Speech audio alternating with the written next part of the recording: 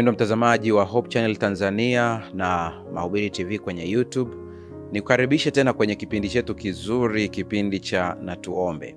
Kwenye kipindi hiki tumekuwa tukisikiliza neno la Mungu, lakini pia wakati huo huo tukiwa tunapata wasaa wa kuwasiliana na Mungu kwa njia ya maombi na kumweleza changamoto zetu mbalimbali ambazo tunazipitia kama binadamu.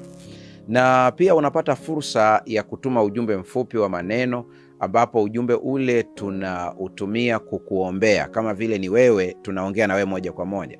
Kwa hiyo napitia yale maombi moja baada ya jingine na kuweza kuyapeleka mbele za Mungu. Sio maombi yote ambayo tunayasoma hadharani, kwa sababu kuna baadhi ya maombi ambayo kwa kweli yanaelezea mtu kiasi kwamba hata mtu mwingine anaweza akamfahamu. Kwa hiyo hatufanyi hivyo. Tunaangalia kile tu ambacho kinaweza kurushwa hewani ili uweze kuombewa. Lakini yale yote ambayo yanakuja kwetu, tutayapitia na kuyaombea baada ya hapo. Nikumbushe pia kwamba kwa wewe ambao unafuatilia kwa njia ya mtandao wa YouTube, uweze kutumia fursa hii pia kuweza kumjulisha mwenzako ya kwamba kipindi kimeanza, lakini pia uweze kutumia nafasi hii kuweza kushare linki kwa watu wengi kwa kadri utakavyoweza, na wewe utakuwa umeshiriki kusambaza habari hii njema kwa watu wengine. Na kabla ya kuanza somo la siku hii ya leo, basi tuweze kuomba ili tuweze kupata uwepo wa Mungu katika somo la siku hii ya leo. Tuombe. Mungu wetu na Baba yetu, ninakushukuru sana kwa ajili ya muda huu. Asante kwa ajili ya kipindi hiki. Ninakushukuru kwa ajili ya mtazamaji na msikilizaji ambaye katika muda huu anajiandaa kuweza kusikia maneno yako. Tunapokwenda kuyaangalia maneno haya, naomba uweze kuwa na kila mmoja wetu. Tupatie nguvu yako ili tuweze kuyaelewa na tuweze kuyafanyia kazi. Kwa jina la Yesu tumeomba na kuamini. Amen. Katika mfululizo wa masomo ya siku hizi za Jumatano, yako mambo ambayo ni muhimu sana, ambayo wewe mtazamaji ni vizuri kuweza kuyafuatilia somo baada ya somo. Liko somo ambalo lilipita, lilikuwa linaongelea masuala ya majaribu, na utaona linki yake hapo chini katika somo la siku hii ya leo linapoendelea, ili uweze kulitazama lile, alafu pia utalinganisha na hili, kwa sababu leo tunakwenda kwa kina zaidi. Ni kana kwamba tunaingia sehemu ya pili ya lile somo ambalo lilikuwa linahusu sana masuala ya majaribu na majaribio katika maisha yako. Na leo tuna somo ambalo linasema majaribu yanapotujia maishani. Majaribu yanapotujia maishani. Katika somo la siku hii ya leo la majaribu yanapotujia maishani, utakwenda kuona jinsi ambavyo Mungu anaweza kukusaidia wewe kutoka katika majaribu. Yaani majaribu au majaribio yanapokuja kwenye maisha yako, wewe mwenyewe unaweza ukayatumia kwa faida, yakawa ni faida badala ya kukuangusha, utakapoelewa kile ambacho Biblia inasema. Katika ndege ambao wanafahamika kama mfalme wa ndege ni tai. Napoongelea tai, ninaongelea eagle. Siongelei vulture, ninaongelea eagle. Huyu tai ambaye ni eagle ana tabia kadhaa ambazo watu wameendelea kujifunza tabia zake, wameendelea kujifunza jinsi anavyoishi maisha yake. Lakini kuna vitu ambavyo vinatufanya tujifunze kwa tai na kuona kwamba tai ni aina ya ndege ambaye anatupatia mafunzo makubwa ya maisha. Kwa mfano, kuna umri ambao tai akifika, inakadiriwa kwamba tai anaweza kufika miaka 70, na lakini inakadiriwa kwamba huenda akifikia miaka kwenye 40 au 40 na kitu katika umri wake, huyu tai ana tabia ya kujibadilisha. Na kwenye kujibadilisha, tai katika kujibadilisha kwake anakwenda sehemu ambayo anatoa kucha zake. Inasemekana hata mdomo wake pia. Na ni kipindi ambacho kina maumivu makali, kwa sababu manyoya yote yanatoka, kila kitu kinatoka, na anaanza kuota manyoya mengine, anaanza kuota kucha nyingine, anaanza kuota na mdomo mwingine, na hii humpa uwezo wa kuenda miaka mingine takriban 25-30 baada ya wakati ule. Kwa hiyo unakuta kwamba kipindi hiki kigumu ambacho tai anakipitia, cha kutoa manyoya yake, cha kutoa kucha zake, cha kutoa mdomo msimamo wake. Ni kipindi kigumu sana, lakini kinaleta matokeo ya maisha mengine marefu baada ya hapo. Vivyo hivyo binadamu tunapitia uzoefu wakati mwingine mgumu kwenye maisha, ambapo unajikuta unapitia uzoefu mgumu sana kwenye maisha, lakini kumbe ule uzoefu ukiutumia vizuri unakupatia hatua ya kutoka kama kiumbe kingine, kama kiumbe kipya. Ni kama vile umezaliwa tena. Tai haishii hapo, lakini pia na mafunzo mengi ambayo tunajifunza, na hii tufundishe pia tunapitia changamoto kwenye maisha, tujue nini cha kufanya. Wanasema katika ndege ambaye anamsumbua tai ni mmoja tu, ambaye ni kunguru mweusi.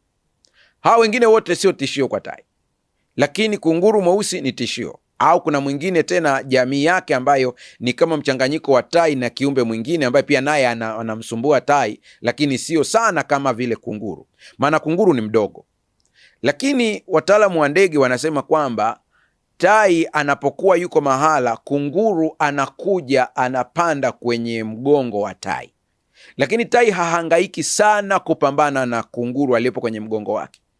Ila anachofanya ni nini? Tai anapanda juu sana angani, umbali ambao kunguru huwa hawafiki, na ni umbali ambao kiwango cha oksijeni kinakuwa ni kidogo.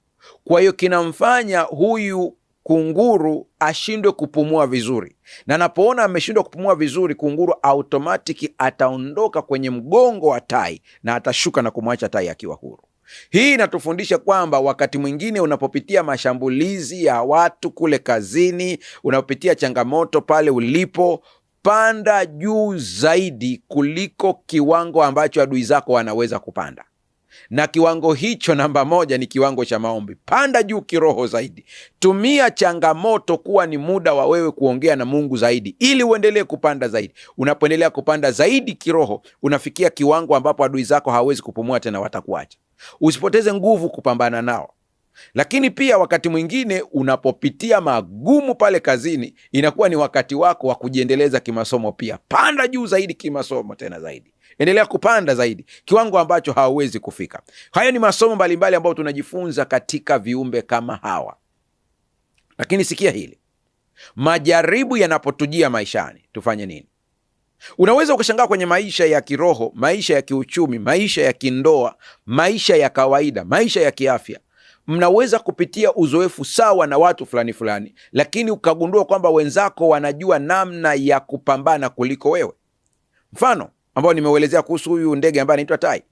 Wakati inapotokea kama kuna kimbunga baharini au kunatokea upepo mkali baharini, ndege wengi sana wanakimbia, maana hawezi kustahimili kile kimbunga au ule upepo.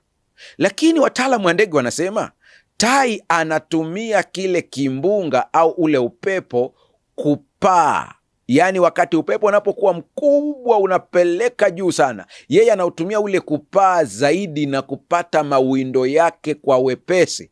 Yaani hatumii nguvu nyingi, ila anatumia nguvu ya upepo kupaishwa. Hili ni somo kwako pia. Unapokuwa kwenye changamoto, zitumie kupaa zaidi. Nakumbuka hata mimi kwenye maisha yangu, wakati nasoma digrii yangu ya pili ya saikolojia ya shauri nasaha, wakati nasoma digrii hii ya pili ya shauri nasaha, moja ya sababu ambazo zilinisukuma kwenda kusoma ilikuwa ni changamoto. Kwa ilifikia kiwango nikasema, no, hiki kitu ambacho nakipitia, uzoefu naopitia, nahitaji kusoma zaidi. Kwa wakati ninaamua kusoma zaidi, nikaanza kujikuta kwamba kwa nini sisome kabisa sasa digrii kabisa, ndipo nikasoma masters. Kwa hiyo changamoto kwenye maisha na zikusaidie kupata ufumbuzi wa shida ambazo zinakukabili. Ni pale ambapo utajua kutumia changamoto kama tai anavyojua kutumia upepo mkali au dhoruba ya baharini. Kwenye kitabu cha Petro wa kwanza sura ya 4 fungu la 12, Biblia inasema, ninasoma Kiswahili cha kisasa: wapenzi wangu, msishangae kuhusu majaribio makali mnayopata, kana kwamba mnapatwa na kitu kisicho cha kawaida. Unaona jinsi maandiko yanavyosema, kana kwamba mnapatwa na kitu kisicho cha kawaida. Unapopitia ugumu wowote kwenye maisha, uwe ni jaribu au uwe ni jaribio, sio kitu kigeni. Kwa sababu kuna tofauti kati ya jaribu na majaribio, ni vitu vile tofauti. Cha kwanza, jiridhishe kwanza, elewa sio kitu kigeni. Hakuna shida yoyote ambayo inampata binadamu ambayo haijawahi kutokea. Yaani sisi sio binadamu wa kwanza kuishi. Kuna binadamu wengine walishaishi huko nyuma yetu, wengi sana, na walishapitia uzoefu huu. Kwa hiyo kabla ya kuanza kuona kwamba ni kitu kigeni, anza kujifunza kwa watu wa kale kwanza. Fungu la 13 katika Petro wa kwanza sura ya 4 anasema, ila furahini kwamba mnashiriki mateso ya Kristo, ili muweze kuwa na furaha tele wakati wa utukufu wake atakapofunuliwa. Kwa lugha nyingine, Petro anahitaji kuwaambia watu wake wakati wa waumini wa kanisa lake ambalo walikuwa wanapambana na upinzani kutoka serikali ya Kirumi, walikuwa wanapambana na upinzani kutoka kwa familia zao za kipagani. Wao wameamua kumpokea Yesu Kristo kuwa Bwana na Mwokozi wa maisha yao. Familia zinawashambulia kwa sababu ya imani. Serikali inawashambulia kwa sababu serikali inaona kama vile wanaleta miungu migeni tofauti na miungu ya Kirumi. Kwa hiyo wanakuwa na upinzani mkubwa. Baadhi yao wamechomwa moto, baadhi wamenyang'anywa mali zao, baadhi yao wamekatwa kwa misumeno, baadhi yao wamefukuzwa katika vijiji mbalimbali. Petro anawaandikia, anawaambia, kinachowapata ninyi sio kitu kigeni, lakini mnapitia tu katika barabara ambayo Kristo Yesu aliipitia.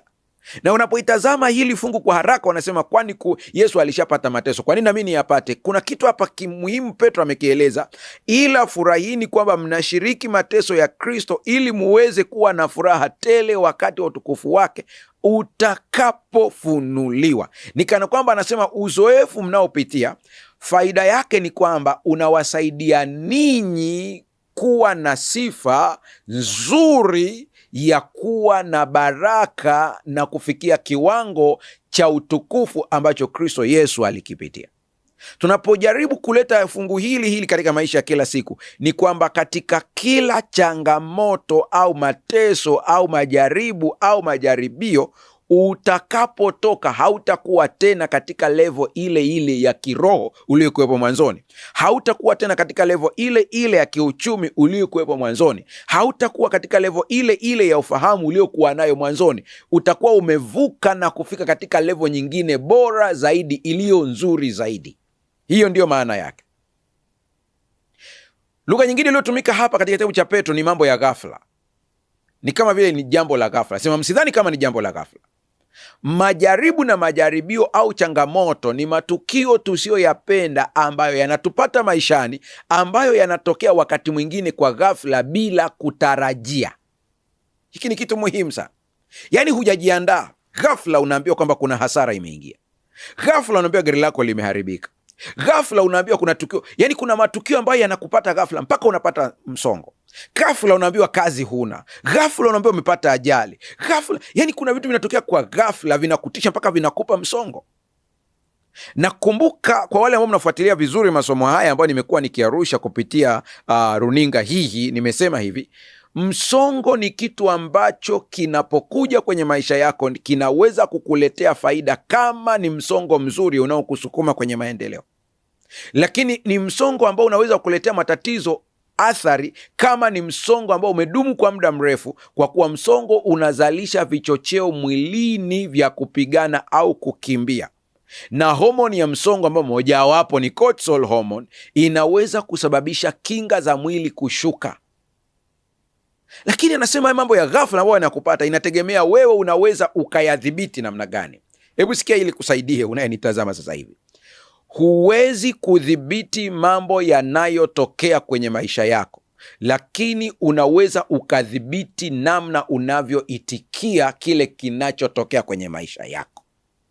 Huwezi kuzuia mtu kukutukana, lakini unaweza kudhibiti mwitikio dhidi ya matusi uliotukanwa. Wewe ndio unaweza kuamua kwamba ninaitikiaje. Napokea kwa msongo, napokea kwa kutabasamu na kupotezea. Unapopokea kwa msongo ukaamua kujibu yale matusi, ukaingia kwenye kupigana, umejiingiza kwenye mgogoro mwingine ambao hauna maana. Unaweza ukaingia kwenye kupata majeraha. Unaweza ukaingia kwenye kesi ya kupeleka polisi. Ule muda ambao ungeutumia kuzalisha unaotumia kupambana na kesi polisi. Lakini kama ungelipotezea ukasema ameniita mbwa kwani nimekuwa mbwa, ameniita mpumbavu kwani mimi ni mpumbavu, ukaamua kupotezea na maisha yakaenda, na mawazo yakija kuambia umetukanwa lazima umjibu, amekudhalilisha, unaendelea kuyapuuzia, wewe ndiwe umekuwa mshindi kwenye hiyo vita, kwa sababu umedhibiti jinsi ambavyo unajibu mashambulio. Mwili wako umeweka katika hali nzuri ya afya na maisha yanasonga na hakuna ambacho kimekupata. Lakini ukijidai na wewe unataka kuonyesha kwamba wewe ni mwamba, unaweza ukapata athari kubwa kuliko ungenyamaza. Wakati mwingine kunyamaza sio kushindwa, ni kushinda. Kuna wakati utanyamaza, haina maana kwamba wewe ni mjinga, ila ni kwa vile una hekima. Kwa hiyo sio kila kunyamaza ni kukosa nguvu. Wakati mwingine kunyamaza ni ishara kwamba una nguvu kuliko aliyekutusi au aliyekushambulia. Mambo ya ghafla yanapokupata, taarifa za ghafla zinavyokupata, kupoteza ajira, matokeo ya ugonjwa usiotarajiwa, haya yote unaweza ukayapokeaje kwenye maisha yako? Hicho ndicho kitu ambacho tunakiangalia sana. Jifunze kuyapokea mambo yote katika staili ya wema na kujua ya kwamba kuna wema ndani yake kuliko ubaya unaouona.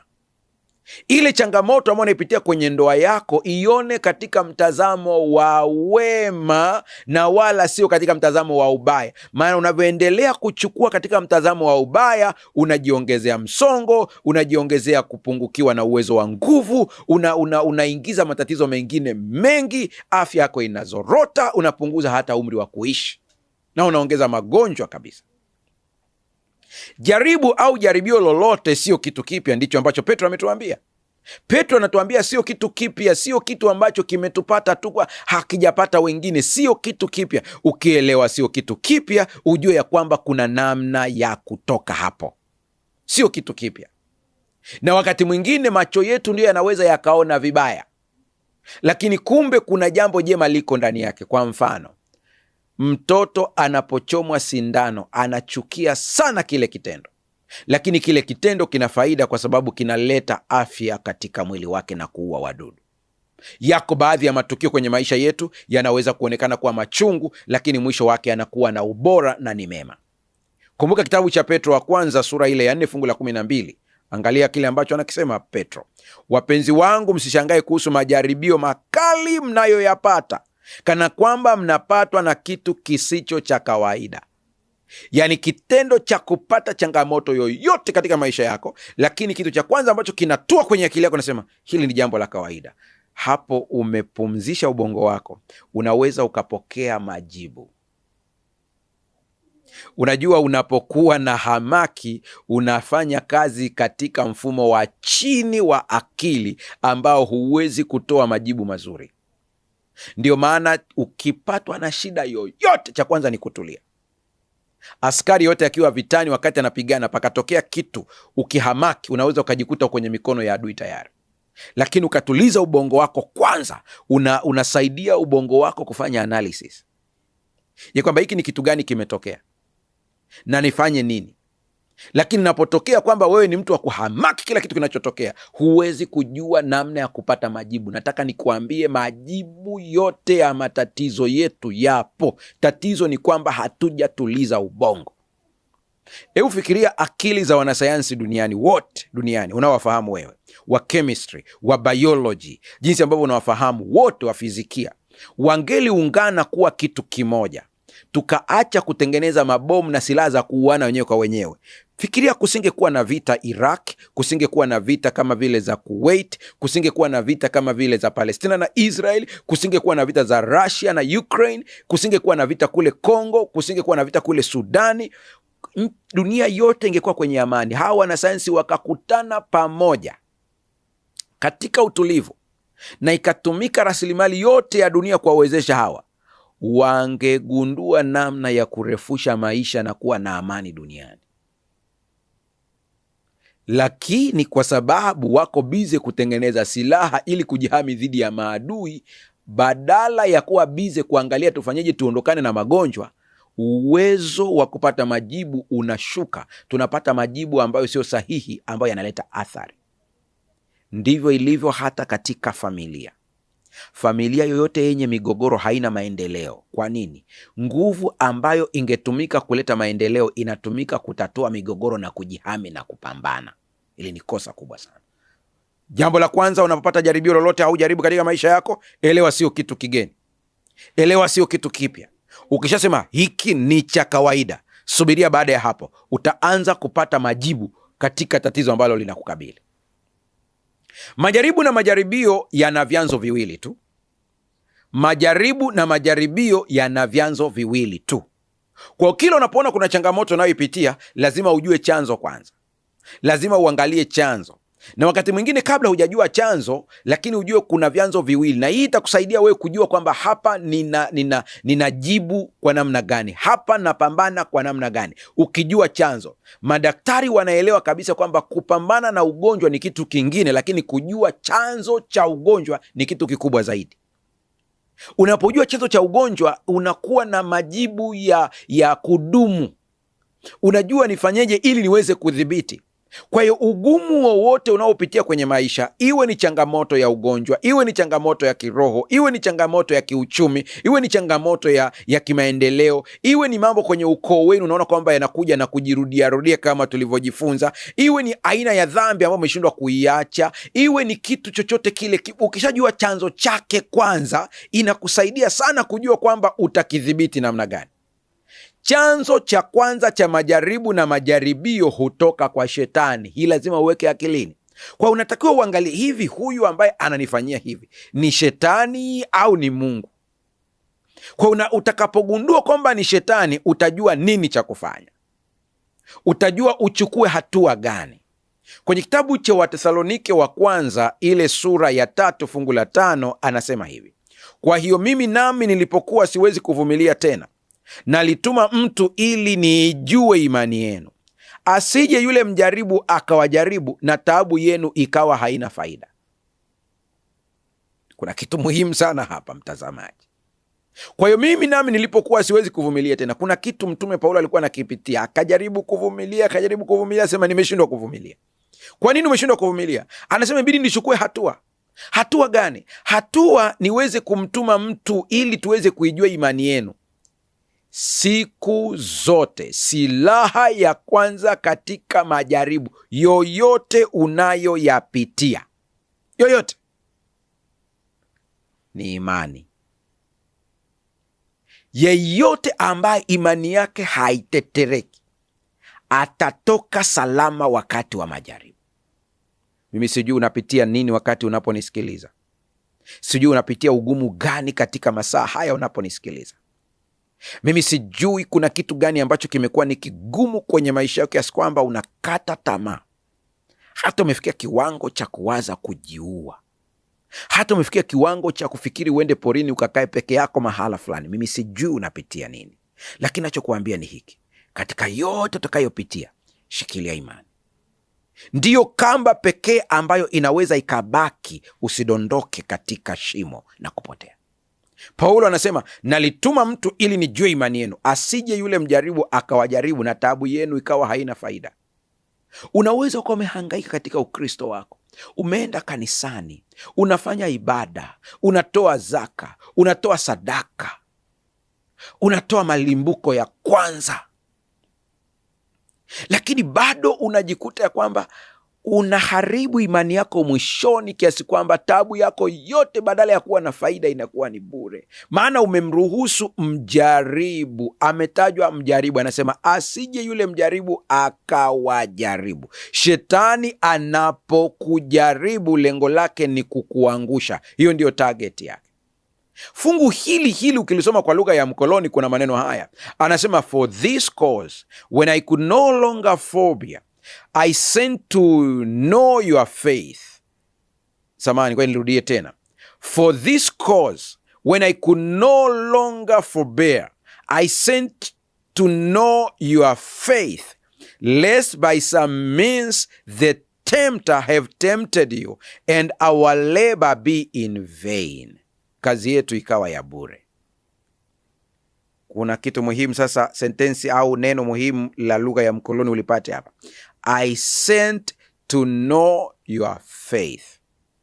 Paulo anasema nilituma mtu ili kuijua imani yenu, lest by some means the tempter have tempted you.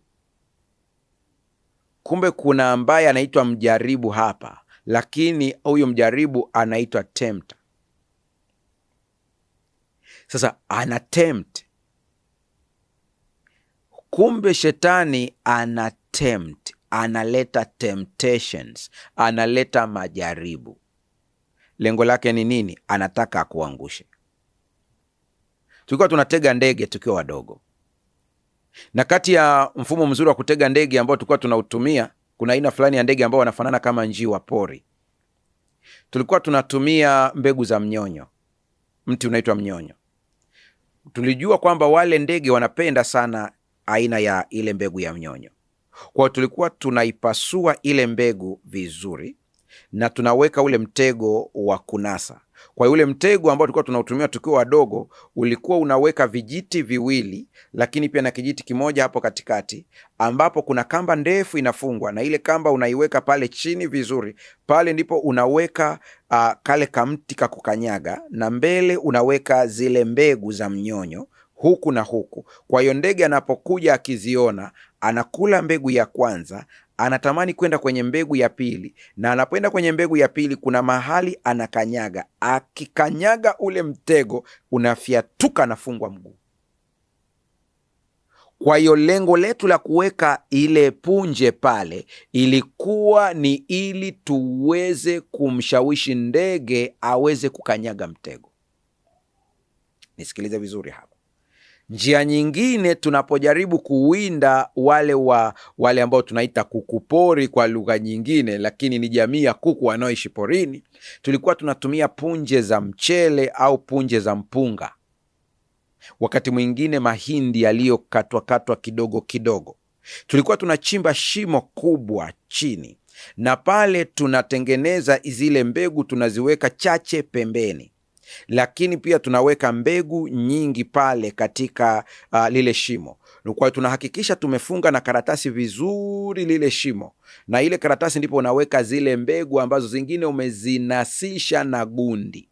Kwa hiyo yule ndege anapokula zile chache, anaona kuna nyingi kwenye mduara wa lile shimo ambao pia umeufunika kwa karatasi nzuri ngumu. Anaporuka ili kula, ndipo anatumbukia kwenye shimo. Shetani hawezi kuja katika sura ya shetani ukaona mitego yake. Anakuja katika sura nzuri sana ili uweze kushawishika, uweze kuingia kwenye mtego. Wakati biashara yako inapitia ugumu, ndipo anakuja na kukuonyesha suluhisho kwa mganga. Wakati ndoa yako ipo kwenye kipindi kizito na huenda hata umeomba na huoni majibu kwa haraka, ndipo anakuletea mtu ambaye anakushawishi, na utaanza kujikuta umeanza kutumia dawa, na zile dawa ni kama kile chambo, na tayari zile dawa ukianza kuzitumia, atakwambia ukitumia dawa hii mme wako atatulia, ukitumia dawa hii mme wako atakupenda, ukiogea dawa hii mikosi itaondoka. Anaanza kukuonyesha kitu kama ni kizuri, lakini kumbe kuna shimo kubwa amelitengeneza ili aweze kukutumbukiza. Kwa unapoenda pale kwa hilo lengo la kupata majibu ya shida zako, ndipo unatumbukia kwenye shimo lake. Maana kuna vitu wa shetani anakula. Nikisema anakula, sina maana kwamba anakula kama sisi. Kuna vitu ambavyo vinamfurahisha. Mojawapo ni maumivu ya watu, maumivu ya viumbe. Wakati mwingine yale maumivu utakaoyapitia au ambao umeyapitia ndio chakula chake. Anakuahidi furaha, lakini mwisho wake ni kifo. Rafiki yangu, kwenye kitabu cha Luka sura ya 22 fungu la 31 akasema, Simon, Simon, tazama shetani amewataka ninyi apate kuwapepeta kama vile ngano. Ngano inapepetwa, na kuna wakati kwenye maisha kweli shetani anakupepeta, hutulii. Likiisha hili limekuja hili. Kuna mtu ananitazama anasema, mchungaji, kwa kweli mimi napepetwa. Maana likiisha ugonjwa huu, ukiisha unaibuka mgogoro huu. Mgogoro huu wa ndoa ukiisha, ukisema una amani kwa wiki moja, tayari pameibuka kingine. Mkiwa mmetatua hiki, kuna kingine kimeibuka. Yaani vitu vinaandamana kiasi kwamba hutulii. Ukijaribu biashara hii kabla haijafanikiwa, imefilisika, tena unaenda kwenye biashara nyingine. Ukisema umesetwa amani na huyu, kuna mwingine tena ameibuka. Unapepetwa kama ngano. Wakati kama huu unafanya nini? Angalia kile ambacho Yesu anamwambia Petro katika fungu la 32, Luka 22:32, lakini nimekuombea wewe ili imani yako isitindike, nawe utakapoongoka waimarishe ndugu zako. Nimekuombea wewe. Na mimi unayenitazama sasa hivi nasema hivi, kama angelikuwa anafundisha hapa aliyeshuka kutoka mbinguni, ungelisema hujui ya duniani, lakini nakufundisha mimi ambaye nimepitia mambo kama wewe, na mengine huenda magumu sana. Hapa Mungu aliponisaidia nikana kwamba alikuwa ananiambia maneno haya, nimekuombea wewe na utakapoongoka waimarishe ndugu zako. Ndugu yangu ni nani? Ni wewe unanitazama. Wewe ni ndugu yangu, wewe ni dada yangu unanitazama. Ninakutangazia mema leo ya kwamba imani yako ikiendelea kuwa imara hapo hapo, hicho unachokipitia hakitadumu milele, kina mwisho wake. Uchungu unaopitia una mwisho wake, magumu unayoyapitia na mwisho wake, na utakapotoka waimarishe wengine ambao wanapitia magumu kama ya kwako. Usiwaangalie na kuwabeza tena, waonyeshe Mungu aliyekutoa katika hiyo changamoto, wape matumaini, usiwaumize watu. Mungu aliyekutoa anahitaji na wewe uweze kuwasaidia wengine kutoka. Wape faraja wanaopitia magumu na kutangazia mema, imani yako iweze kuwa imara. Nami ninakuombea imani yako isitindike, imani yako iendelee kuwa imara, na ukitoka hapo utakuwa kama dhahabu. Majaribu ya shetani utayashinda au kuyazuia kabisa. Inawezekana. Mchungaji, inawezekanaje? Inawezekana kuyashinda au kuyazuia yasikupate kabisa. Uliyebahatika kusikia somo hili, litumie katika maisha yako kivitendo. Inawezekana kabisa. Inawezekanaje? Namba 1, tumepewa ushauri ni kukesha na kuomba. Neno kukesha haina maana kuwa macho tu bila kulala. Ina maana kuwa macho au kuwa makini. Maana yake kuna vitu usivipuuzie kwenye maisha, kuna vitu usivipotezee vinatokea. Ni taarifa unapewa kwamba kuna kitu kinakujia mbele. Hata mimi nayeongea na wewe, kuna vitu fulani nikiviona, kuna viashiria huko nyuma nilikuwa naviona, lakini nilikuwa napotezea. Lakini siku hizi baada ya kuelewa hiki ambacho Mungu ananiambia, kuna baadhi ya vitu vikitokea kwenye maisha yangu, najua kuna kitu kiko mbele, napaswa kuomba sasa hivi kukizuia au kupunguza makali. Na wakati mwingine hizi taarifa, viashiria vinapokuja, wakati mwingine haviwezi kuwa wazi sana, vinakuwa katika staili ya fumbo fulani hivi. Ni kwa sababu akili zetu za rohoni zimeathiriwa na dhambi na maisha ya dunia hii, kiasi kwamba hatuwezi kuelewa vizuri ile taarifa tunapoipewa. Lakini kuna wakati mtu unaweza ukajisikia tu na huzuni from nowhere, hata huwezi kujua chanzo chake ni nini, huzuni imetoka wapi. Ukienda kwa mtaalamu wa saikolojia atakwambia ni kawaida tu ya mabadiliko ya homoni, hasa kwa akina mama. Lakini kuna wakati mwingine hata haina uhusiano na badiliko la homoni kabisa, lakini unajisikia una huzuni, una hatia, kana kwamba umetenda dhambi fulani, unahangaika nayo, yani moyo hauko sawasawa. Na baadhi yenu ni mashahidi kwamba hali hii ilipowakuta, baada ya muda mlisikia kuna msiba nyumbani, au kuna mtu amepata ajali, au kuna hasara imekupata, au kuna changamoto imekupata. Sasa kuna baadhi ya viashiria vinapotokea kwenye maisha yetu, ni kana kwamba unaambiwa ingia kwenye maombi, kwa sababu kuna kitu ambacho kinakuja mbele. Lakini baadhi yetu tumekuwa tukipuuza na kupotezea na kuona kama ni kitu cha kawaida. Lakini tumeambiwa hivi, majaribu ya shetani unaweza ukayaepuka au kuyazuia kabisa, au kupunguza makali yake, kama utakesha na kuomba. Kukesha na kuomba. Na mzigo wa maombi unapoletwa kwako, sio sawa na mtu mwingine anavyoweza kupewa. Ndio maana mimi sihangaiki sana kutafuta watu wa kukesha nao kuomba. Hapana. Kwa sababu huenda ikawa nina mzigo wangu ambao wewe huna. Kwa ninapokulazimisha ni kama nakutesa. Hata Yesu alijaribu hiyo akashindwa. Aliwachukua wanafunzi wake wakati jaribu kubwa liko mbele yake, akaenda kwenye maombi. Anawauliza, mmeshindwa kukesha nami angalau hata saa moja? Yaani mzigo sio wa kwao. Mwisho akamwambia, roho iradhi lakini mwili ni dhaifu. Ila yeye kwa kuwa alikuwa na ule mzigo, aliendelea kuomba. Kwa hiyo unapoona kuna kitu kiko mbele yako kana kwamba hukielewi, ingia kwenye kufunga na kuomba, ingia kwenye kukesha na kuomba. Kuwa macho, usipuuzie viashiria unavyopewa. Kitabu cha Mathayo 26 fungu la 41, Yesu akawaambia, kesheni muombe, msije mkaingia majaribuni. Roho iradhi, lakini mwili ni dhaifu. Yesu anachokiona ambacho kiko mbele yao na kile ambacho wao wanakiona ni tofauti. Yesu anaona uhalisia, lakini wao hawaoni.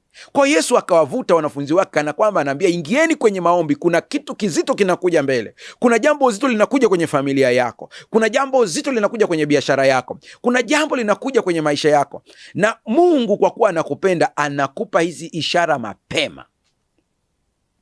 Shetani hapendi kabisa tujue, anataka atuvamie ghafla, vup.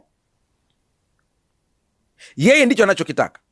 Lakini utakapoelewa ya kwamba Mungu anakupa taarifa mapema, utaingia kwenye kukesha na kuomba. Mungu hakupi taarifa mapema ili ukae tu uanze kuhuzunika tu, naanza kusema nasikia moyoni kama na huzuni, sijui kuna kitu gani kinakuja huko mbele yangu, sijui kuna ubaya gani unakuja mbele. Yani hataki uishie hapo, anataka uingie kwenye kuomba. Sasa kuna mtu unanitazama unasema, lakini mchungaji, nitaombaje na sijui ni kitu gani? Huna haja wakati mwingine wa kujua kabisa kile kitu, maana huenda usikijue kwa sababu roho yako haijapokea taarifa nzuri au haiwezi kuelewa kile ambacho Mungu anakiwasilisha kwako.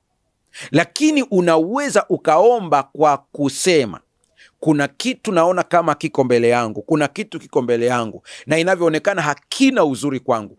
Kuanzia sasa ninakibatilisha kwa kuomba chema, na mema ndiyo yanijie tu, mabaya yasinijie, bali mema yanijie, amani inijie, furaha inijie. Kwa kutamka yale maneno kama maombi, kama dua, unabadilisha kile ambacho kiko mbele yako ambacho ni kibaya.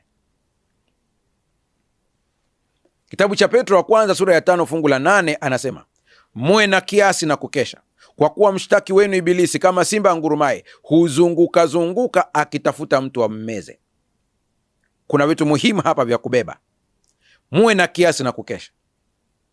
Kwa nini? Kwa kuwa mshtaki wenu Ibilisi kama simba angurumaye huzunguka zunguka akitafuta mtu ammeze. Namna ya kuyamaliza majaribu yaliyoko mbele yako, au huenda mengine unaoyapitia sasa hivi, tumesema ni kukesha na kuomba. Petro anatuongezea kitu kingine, anasema muwe na kiasi. Kiasi kwenye kila kitu, kiasi kwenye kuongea. Sio kila mtu unamsimulia shida zako. Wakati mwingine yule unayemsimulia, unasimulia kuna roho iko ndani yake, unatoa taarifa kwa roho pinzani kwa maneno yako, jinsi unavyoendelea kujieleza. Kuwa na kiasi kwenye kuongea, kuwa na kiasi kwenye kutoa taarifa, kuwa na kiasi kwenye kuposti status kwenye Instagram, kwenye WhatsApp.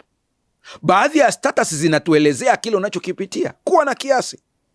Kuwa na kiasi kwenye vitu unavyokula. Baadhi ya vitu unavyokula vinakuongezea stress. Kuwa na kiasi.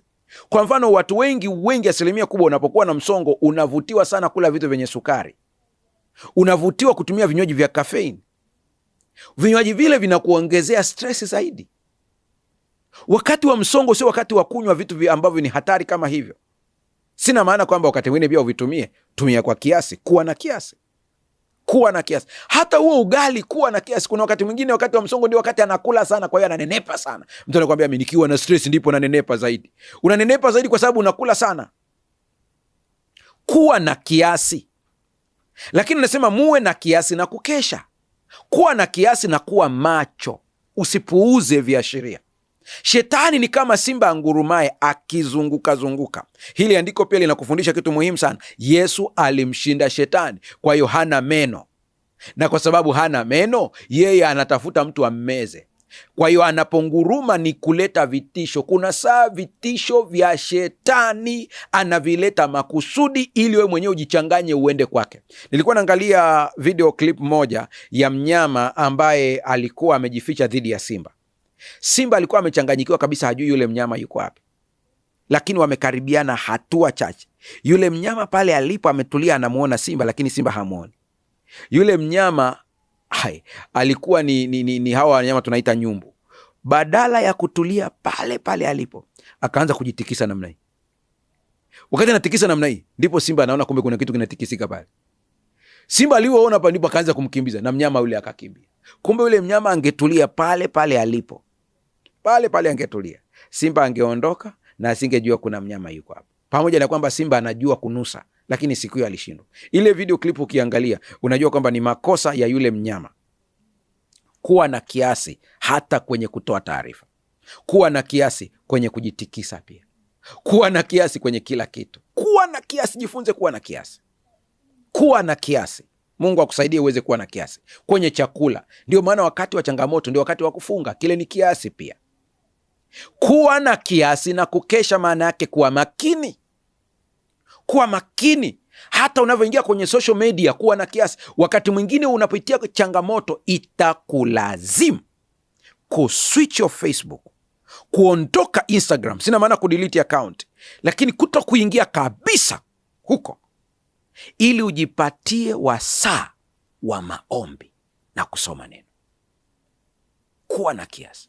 Wakati mwingine itakugharimu kuzima television, utaki kutazama kabisa, ili upate muda wa maombi na kusoma neno. Kuwa na kiasi, kuwa makini. Sehemu ya pili ni majaribio. Kwenye somo ambalo limepita, ambalo nimesema linki yake utaiona hapo, majaribio yanatoka kwa Mungu. Majaribio ni test, wakati majaribu ni temptations. Mungu ana test, Mungu hatempt. Hasa unaweza kusema Mungu naye anaweza kutesti, na maana kuna kitu hajui. Inapokuja kwa Mungu anapotest, Mungu hatesti ili kutuangusha, anatutesti ili kutuimarisha. Anatuletea jambo ambalo litaongeza misuli ya imani. Anaruhusu jambo lije ambalo litatuonyesha sehemu ambao kuna udhaifu hatukuuona, ili tutafute msaada kwake. Wakati shetani anapojaribu, anajaribu ili aangushe. Kwa lazima uweze kuona hizi tofauti jinsi zilivyo.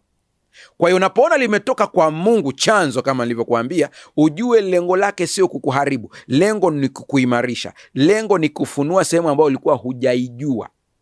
Unapopeleka gari yako kwa fundi, anapoitengeneza, akimaliza kutengeneza, haitemti gari, anaitesti gari.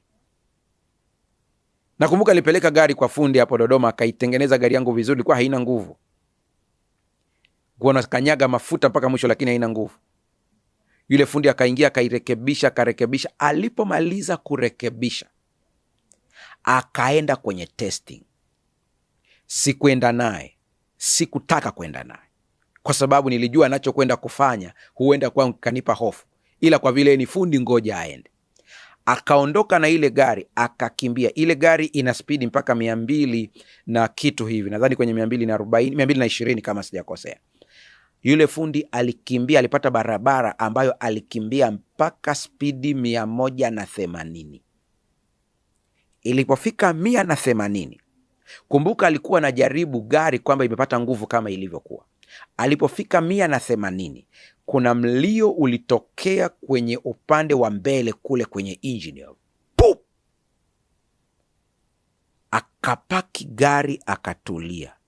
Kuja kufungua, kuna kitu ambacho ni kama pipe, hose pipe wanaita, ilikuwa imechomoka. Haikuwa tatizo ambalo alikuwa anashughulikia. Alikuwa anashughulikia tatizo lingine ambalo lilikuwa linasababisha spidi gari likose nguvu, lakini akaja kugundua kwamba ile pipe ya upepo ilikuwa imefungwa na mafundi wengine kwa kutumia mpira wa baiskeli.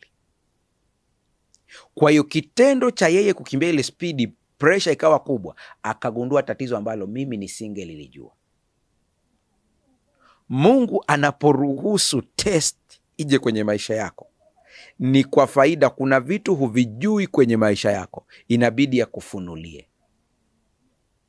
Kwenye kitabu cha Mwanzo sura 22 fungu la 1, Biblia inasema hivi: baada ya muda fulani, nasoma Kiswahili cha kisasa, Mungu alimjaribu Abraham. Mungu alimwita Abraham, naye akaitika, naam, nasikiliza. Alipomjaribu tu, alipomwita tu, akasema naam, nasikiliza. Fungu la kwanza kwenye Biblia inaitwa Good News Bible, nasoma lugha ya mkoloni, au nirudi tena pale kwenye Kiswahili. Mwanzo 22 fungu la 1, baada ya muda fulani Mungu alimjaribu Abraham. Mungu alimwita Abraham, naye akaitika, naam, nasikiliza. Angalia sentensi, Mungu alimjaribu Abraham, hajasema shetani alimjaribu Abraham. Sasa fungu hilo hilo tuangalie kwenye Biblia ya Kiingereza ya Good News, uone kilichotumika. Sometime later God tested Abraham. He called to him, Abraham, and Abraham answered, yes, here I am. Angalia neno limetumika pale ni tested, sio tempted. Ninajua KJV imetumia tempted, ni kwa sababu ya changamoto ya misamiati. Neno la Kiyunani la Kiebrania, samahani, neno la Kiebrania lililotumika pale ni neno nisaa. Nisaa maana yake is to test, to try, sio kutempt. Kwa aliyefasiri kwenye KJV, yeye aliona neno tempt, lakini kiuhalisia nisaa ni kutest, ni kutry. Kutry sio kutempt. Napo try kitu na try kuona uimara wake au kuangalia udhaifu wake, ndio lengo hilo. Kwa ndio neno ambalo limetumika pale. Lengo la kutesti ni kuondoa kisichofaa. Kwa lugha nyingine, lengo la Mungu kutesti mtu ni kumtakasa, ni kumuosha, ni kumsafisha. Ndilo lengo lake hasa. Kwenye kitabu cha Zaburi 26 fungu la 2 anasema, Bwana, unijaribu na kunipima, unisafishe mtima wangu na moyo wangu. Shetani hawezi kufanya hii kazi. Shetani lengo lake ni kukuangusha. Kwa hiyo ndani ya moyo wako kuna kitu kimejificha ambacho hata ukijui. Wakati mwingine uweze ukijua mpaka uweze kuingizwa katika test. Na wakati mwingine Mungu akikwambia kwamba kuna kitu nahitaji ni kurekebisha, uenda hata usimuelewe, lakini Mungu anaruhusu testi ziweze kutokea. Ndipo mtunga Zaburi anasema, Bwana, unijaribu, test me, try me Lord, na kunipima, unisafishe mtima wangu na moyo wangu. Rafiki yangu, kuna kitu nakipitia hivi unavyonitazama sasa. Mungu anahitaji akusafishe. Kuna kitu hakiko sawa kwako, Mungu anahitaji akutengeneze. Katika somo lililopita ambalo nimekuambia linki yake utaiangalia kwa muda wako, iko hapo chini, nilielezea kwamba kuna wakati Mungu anapoona kuna kakiburi kanaota ndani yako, inabidi akupitishe kwenye changamoto fulani ili kile kiburi kiweze kupondwa na kife. Kuna rafiki yangu mmoja ambaye alisimamishwa kazi kwa muda wa mwaka mzima, lakini alikuwa analipwa mshahara, akatolewa kwenye nafasi yake, na anakwenda tu ofisini kuripoti na kukaa bench. Hakuna kazi anayopewa. Inauma, inaumiza. Lakini wakati ule ule akiwa amesimamishwa kazi kwa huo muda ambao anakwenda tu kuripoti na kukaa hapo, hafanyi chochote, ndipo wakati ambapo watu katika ofisi ile walitumia vibaya madaraka, na amekuja kurudishwa baadaye. Wakati amerudi, ofisi ile inachunguzwa, tatizo linaonekana, inagundulika lilifanyika wakati akiwa amesimamishwa kazi. Kwa hiyo wale ambao walikuwa kwenye ile ofisi wakapelekwa mahakamani wote. Kumbe kuna wakati Mungu anaweza karuhusu hata usimamishwe kazi, sio kwa sababu Mungu haoni au hajasikia ombi lako. Kuna kitu anakuepushia. Hivyo ndivyo Mungu alivyo. Daudi anasema, Bwana, unijaribu na kunipima, unisafishe mtima wangu na moyo wangu. Kubali Bwana akutakase. Kwenye ile somo niliongelea habari ya Mungu kupruni mti, hasa mzabibu. Leo tunaongea katika mtazamo mwingine. Mungu anapopruni mzabibu ni ili uweze kuzaa tena, uweze kuzaa zaidi. Lakini tuliona Mungu anapolinyanyua tawi la mzabibu, ni ile ambalo lilikuwa halizai kabisa, liko chini, kwa inabidi alinyanyue ili liweze kuzaa. Ndio maana nakwambia ile somo lililopita ulisikilize na hili pia ulisikilize. Kwa hiyo kuna wakati Mungu anakubali kukuosha, Mungu anakusafisha. Mimi nakumbuka wakati nikiwa mdogo nilikuwa na ugonjwa kwenye kichwa. Vidonda vilikuwa vimetokea kiasi kwamba vilikula kichwa kizima, na nywele zilikuwa zinatokea kidogo kidogo. Yale makovu kuna wakati ilikuwa nakatwa kabisa kwa kutumia mkasi ili kutoa yale makovu ya juu, na kuna saa yalikuwa yanawasha yale madonda, unasikia kuyakuna vizuri, na ukiyakuna baada ya pale maumivu ni makali sana. Lakini nilikuwa nina usaha kichwani, mwingi wa kutosha. Siwezi kusahau hilo tukio. Nakumbuka wakati mama yangu alikuwa ananiosha kichwa, alikuwa ananiosha kwa maji ya vuguvugu. Wakati huo sabuni za dawa zilikuwa ni chache sana, lakini alikuwa anakamua ule usaha kiasi kwamba wakati anaukamua kabisa, akitoa ule mkono unasikia kabisa kuna kama vifilimbi vinalia njii wakati anaminya, na nilikuwa naona ule usaha ukiwa unatoka kabisa unaingia kwenye chombo cha kunisafishia. Lakini anaponisafisha vile, nilikuwa nasikia maumivu wakati ule, maana alikuwa anakuangua na vile vidonda. Lakini baada ya pale nilikuwa ninapata usingizi, nilikuwa naweza kulala. Kuna wakati mwingine Mungu inabidi akamue usaha kwenye maisha yako, na anapokamua ule usaha una maumivu, lakini ni ili uweze kupata usingizi. Kubali process za matibabu ya Mungu. Yeremia sura ya 9 fungu la 7 anasema, basi kwa hiyo Bwana wa majeshi asema hivi, tazama nitawayeyusha na kuwajaribu, maana nisipotenda hivi nitende nini kwa ajili ya binti ya watu wangu?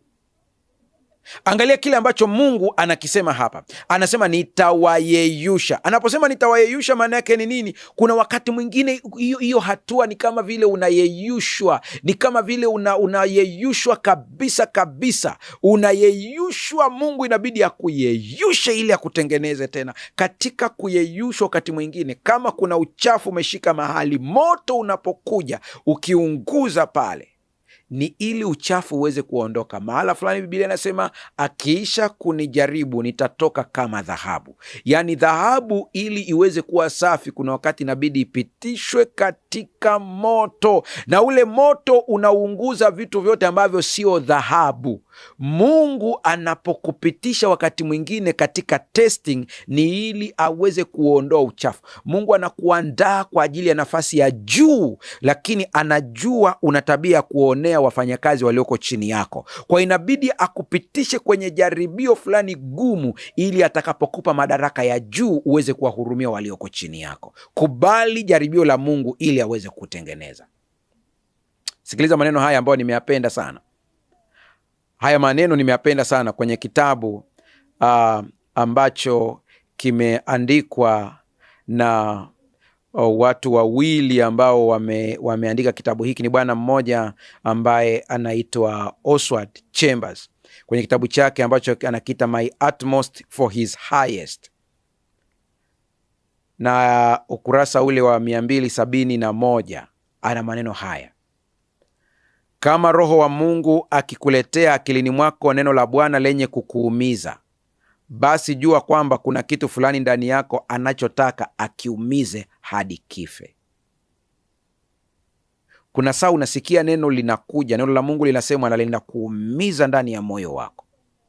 Kuna wakati mwingine mtu anaweza akaongea neno likakuumiza kabisa. Unasema, mbona huyu amenisemesha maneno haya? Nataka kuanzia leo uanze kuiangalia maneno katika mtazamo chanya, positive.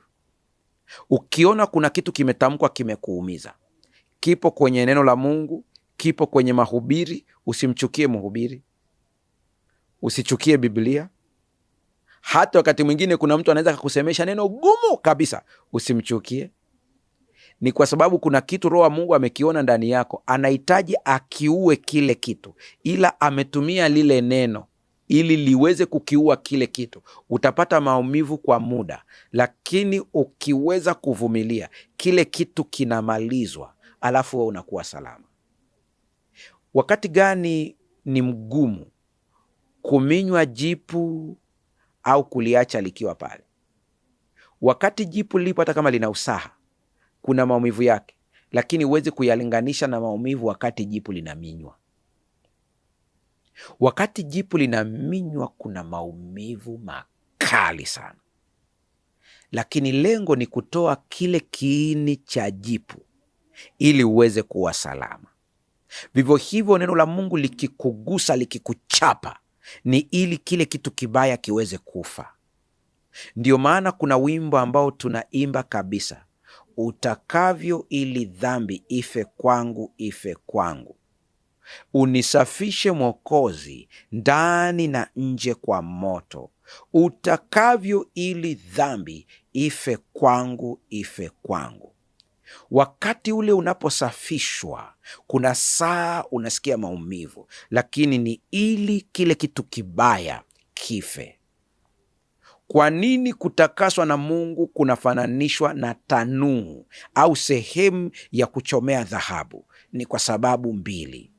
Tunapata uchungu kadri Mungu anavyotumia hali halisi ya mambo yanayotusibu kutufunulia dhambi zetu. Kuna uchungu wake.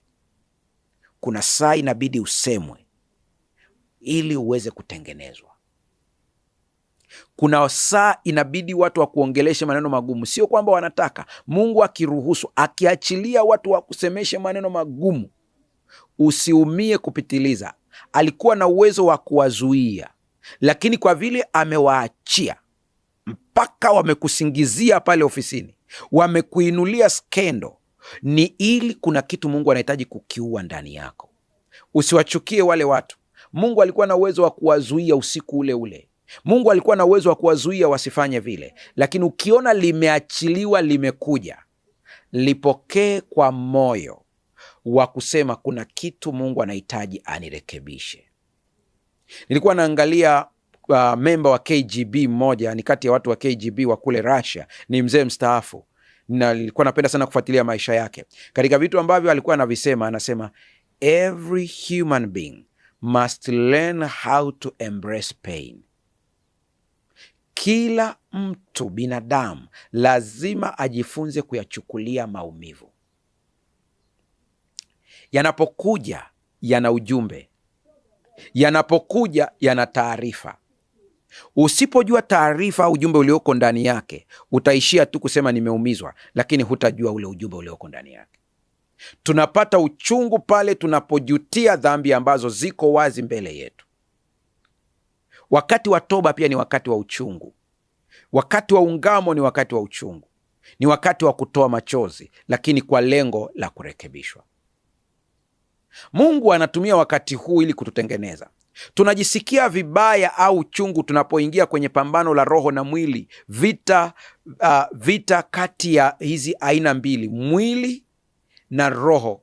Kila kimoja kinashindana na mwingine. Kuna saa roho wa Mungu anakuambia tabia hii sasa unatakiwa uiache, tabia hii ya kiburi, tabia hii ya dhambi. Mwili unataka, lakini roho inakuzuia. Katika ushindani huu wa mwili na roho, hakuna furaha, kuna maumivu, lakini ana faida. Maamuzi ya Mungu na matakwa yetu kuna saa vinakinzana. Wakati huu ni wakati wa kutengenezwa. Wakati mwingine kunaleta changamoto na maumivu. Utachagua nini? Waisraeli waliamua Baraba atoke, Yesu asulubiwe. Ni wakati wa maamuzi magumu kwenye maisha. Wakati mwingine unaweza kuona kumfuata shetani kama vile kuna faida, lakini kiukweli ni kifo. Kuna wakati unaweza kuona kama unataka wepesi wa maisha, na wepesi unaotafuta unakupeleka katika jambo ambalo ni gumu. Ndio maana leo unakuta kuna vijana kabisa anasema bora nijiunge na shetani nipate maisha mazuri, lakini wakati ule unapata ile maisha mazuri ni maisha mazuri ambayo ni ya kitambo, mwisho wake ni kifo. Hata hivyo nimejaribu kuangalia hivi shetani anatoa maisha mazuri kweli? Sio kweli, ila ni kwamba tu atakudanganya kwa wakati ule, na anapokudanganya wakati ule kwa material things, kwa vitu vinavyoshikika, lengo lake ni kwamba aweze kuangamiza nafsi yako milele. Hesabu 14 fungu la 3, Waisraeli walifikia hatua ya kutamani kurudi Misri kwenye utumwa. Kitu cha aibu sana. Anasema hivi, mbona Bwana anatuleta mpaka nchi hii ili tuanguke kwa upanga? Wake zetu na watoto wetu watakuwa mateka. Je, si afadhali turudi Misri? Kuna mtu unanitazama, umetoka huko katika maisha maovu, machafu, yasiyofaa. Umekubali kumpokea Yesu Kristo kuwa Bwana na Mwokozi wa maisha yako, lakini umekumbana na majaribu na majaribio kwenye maisha kiasi kwamba unatamani kuyarudia maisha yaliyopita, maana unaona kana kwamba ulikuwa una maisha mazuri zaidi, kama vile Waisraeli walivyotamani kurudi Misri. Nami nakutangazia kwa jina la Bwana, usirudi tena Misri. Baki hapo hapo, ukombozi wako umekaribia. Imani yako isitindike. Imani yako na ibaki hapo hapo, usirudi nyuma, baki hapo hapo. Sikia nukuu hii ikusaidie. Kabla hatujaingia kwenye maombi, Tunaingia kwenye maombi muda si mrefu. Kile unachokipitia, Bwana aiongeze imani yako. Kama ni majaribu ya shetani, Bwana akutoe hapo, Bwana akupe nguvu ya kutoka hapo. Lakini sikiliza nukuu hii iweze kusaidia kwenye maisha. Yeye aisomaye mioyo ya wanadamu anazijua tabia zao vizuri kuliko wanavyojijua wao wenyewe. Anaona kuwa baadhi wana uwezo na vipaji ambavyo kama vikielekezwa kwa usahihi vinaweza kutumika kwa maendeleo ya kazi yake. Katika maongozi yake huwaleta watu hao katika nafasi tofauti tofauti na hali mbalimbali ili waweze kugundua katika tabia zao kasoro ambazo zimefichika kwao wenyewe. Anawapatia fursa ya kusahihisha kasoro hizo na kufanya wafae kwa kazi yake ya utumishi. Mara nyingi huruhusu moto wa mateso uwakabili ili wapate kutakaswa. Unachokipitia unapokiita ni kigumu, ni uchungu, ni maumivu, ni CV kwa ajili ya kitu bora ambacho Mungu amekuandaa. Kuna baraka kubwa inakuja mbele yako. Mungu anakuandaa kuibeba. Mungu anakuandaa kuishikilia. Mungu anakuandaa, maana kama hata kuandaa utaharibu kile ambacho Mungu amekusudia. Kwa vile tumesoma sentensi hii, unakasikia neno kwa ajili ya utumishi wake, watu wanaweza kafikiri labda ni kuwa mchungaji, kuwa mhubiri, kuwa mwalimu. Mtumishi wa Mungu sio lazima uwe mchungaji. Mtumishi wa Mungu sio lazima uwe mwalimu. Mtumishi wa Mungu sio lazima uwe mwinjilisti, mzee wa kanisa, shemasi. Japo wote niliowataja ni watumishi wa Mungu. Unaweza kuwa daktari lakini mtumishi wa Mungu. Unasoma udaktari, unapitia ugumu fulani, Mungu anakutengeneza, maana alichokuandalia ni bora kuliko hicho. Kina uzuri mkubwa sana, inabidi akuandalie misuli. Kubali shule ya Mungu. Unachokipitia usimwasi Bwana. Unachokipitia imani yako isitetereke. Hata wakati wa mwisho atakapokuja mwana wa Adamu, atakachokitafuta ni imani, sio kitu kingine. Sijui unapitia nini wakati huu. Tunapokwenda kuomba sasa, naona kuna baadhi mmeshaanza kuandika jumbe zenu, tuma katika namba hiyo. Wengine mna comment moja kwa moja katika YouTube sasa hivi tunapoongea live hapa, unatuma maombi yako. Yote hayo Mungu atakutendea. Chochote unachokipitia Bwana akutoe sasa. Ninakuachia dakika moja ya maombi ya kimya kimya pale ulipo, kabla hatujaingia katika maombi ya pamoja. Popote ulipo sasa, unaposikia mziki huo taratibu unapoanza kuingia kwenye masikio yako, ni wakati wa kumwambia Mungu changamoto yako. Ni wakati wa kumwambia Mungu shida yako. Hata kama hatutahitaja kwenye maombi ya leo, lakini ndani ya moyo wako mwambie Bwana. Upo kwenye mazingira gani? Mwambie Bwana. Upo kwenye mazingira ambayo yanafaa, tulia hapo ulipo. Kama mazingira yako hayafai kutulia, basi endelea kufanya kazi, maana kuna wengine unanifuatilia mko kazini sasa hivi, lakini unatumia labda headphone zako kwa ajili ya kusikiliza kipindi hiki. Unapoendelea kufanya kazi, endelea kuongea na Mungu, endelea kuongea na Mungu. Ninakupa dakika moja hii sasa, ongea na Bwana.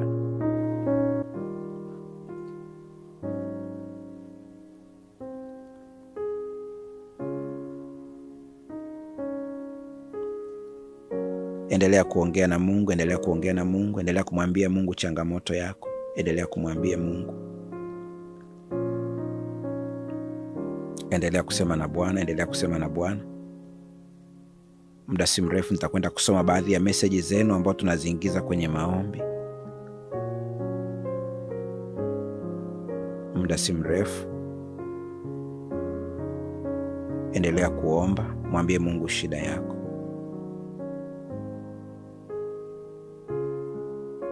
Endelea, endelea, endelea.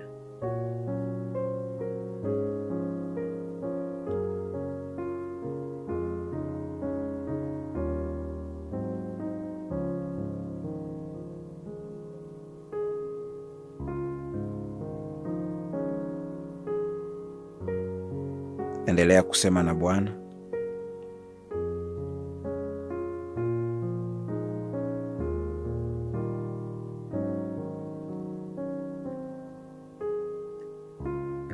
Nguvu ya Mungu sasa katika muda huu inapita, uwepo wa Mungu. Hata kama ni magonjwa, unasikia ugonjwa kwenye mwili wako, Mungu anagusa mwili wako sasa. Mungu anagusa mwili wako sasa.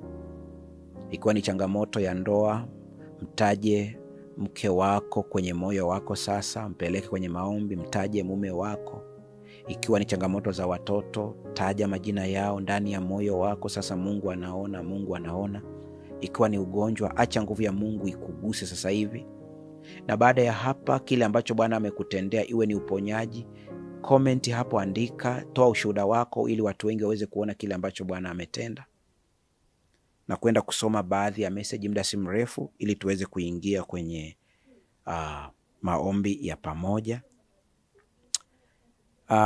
Mmoja hapa ameandika na jina lake, lakini nataka niliruke nitaje tu kwa jina moja.